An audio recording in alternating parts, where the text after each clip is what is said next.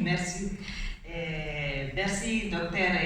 Merci au secrétariat du traité.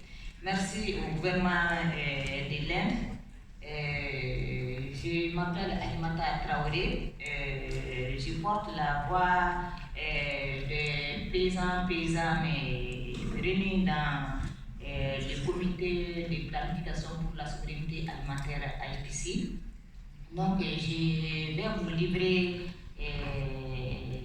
quelques recommandations et puis quelques features que nous avons eu à constituer pour les traités. Donc, nous recommandons au prochain organe directeur d'établir une activité intersessionnelle avec l'objectif de produire des lignes directrices volontaires pour la mise en œuvre des droits des agriculteurs au niveau régional, national, de manière à ce que ces droits soient protégés, promis et réalisés à travers des mesures juridiques. Donc, au sein du groupe IPC,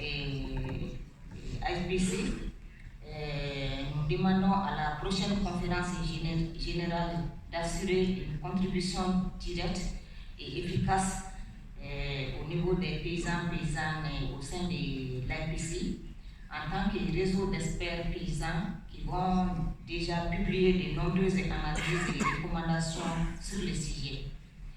Et comme moyen de mise en œuvre du paragraphe 10 de la résolution 7.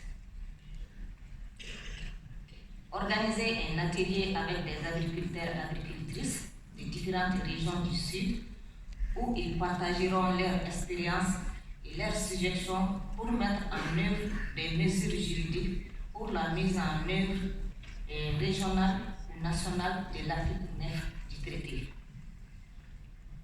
Le traité devait soutenir une consultation indépendante et continue avec les organisations d'agriculteurs sur l'impact des informations de séquençage digital et de toutes les technologies nouvelles et émergentes sur les droits des agriculteurs.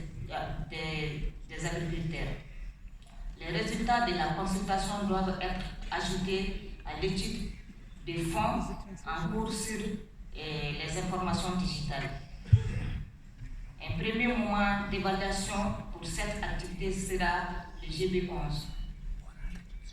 Dans les travaux futurs sur les droits des agriculteurs, il est important de discuter des connaissances traditionnelles autant que des nouvelles technologies. Le GB10 doit promouvoir la coopération sud-sud pour la mise en œuvre de mesures juridiques qui soutiennent la promotion, la protection et la réalisation des droits des agriculteurs adaptés aux défis locaux et avec la participation active des organisations d'agriculteurs. En application de la paragraphe 14 de la résolution 7, le secrétariat devrait rendre compte régulièrement de la collaboration avec les organisations des Nations Unies, y compris les organisations internationales de défense des droits de l'homme, pour la promotion, la protection et la réalisation des droits des agriculteurs.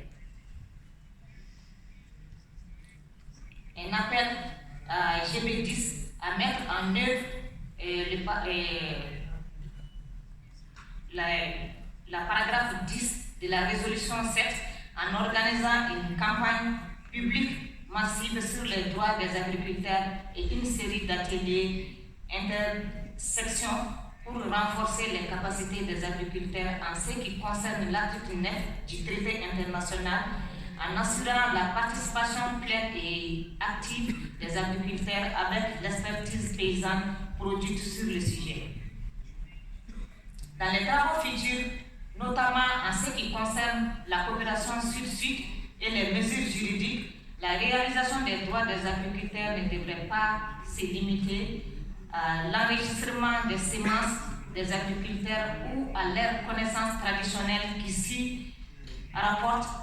Les droits des agriculteurs ne se limitent pas à l'enregistrement et ne sont pas seulement une question de revenus. au-delà et englobe l'ensemble de notre système de vie. Lorsque nous parlons des droits des agriculteurs, nous parlons de l'agrobiodiversité que les agriculteurs gèrent et nous parlons des semences indigènes et des races locales.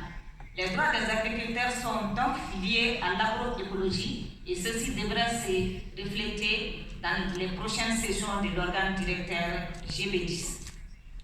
Les travaux futurs sur les droits des agriculteurs doivent renforcer les capacités et encourager efficacement la participation pleine et active des femmes et des jeunes.